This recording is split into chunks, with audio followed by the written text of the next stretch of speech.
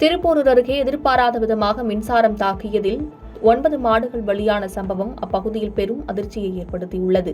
செங்கல்பட்டு மாவட்டம் திருப்போரூர் அடுத்த பையனூர் ஊராட்சிக்குட்பட்ட கூத்தவாக்கம் பகுதியில் நேற்று இரவு காற்றுடன் பெய்த கனமழையால் மின்கம்பத்தில் இருந்து மின்கம்பி அறுந்து கீழே விழுந்ததில் பழைய மாமல்லபுரம் சாலை அருகே தனியாருக்கு சொந்தமான இடத்தில் போடப்பட்டிருந்த முள்வேலி மேல் மின்கம்பத்தில் இருந்து அறுந்து விழுந்த கம்பி பட்டதால் முள்வேலி முழுவதும் மின்சாரம் பாய்ந்தது.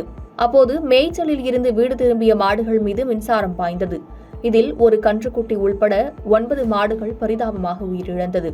இதனை அறிந்த அப்பகுதி மக்கள் உடனடியாக மின்வாரியத்திற்கு தகவல் தெரிவிக்கப்பட்டதை அடுத்து மின்கம்பி சரி செய்து இறந்த மாடுகளை பொதுமக்கள் அப்புறப்படுத்தினர். மேலும் இச்சம்பவம் குறித்து மாமல்லபுரம் காவல்துறையினர் வழக்கு பதிவு செய்து விசாரணை மேற்கொண்டு வருகின்றனர்.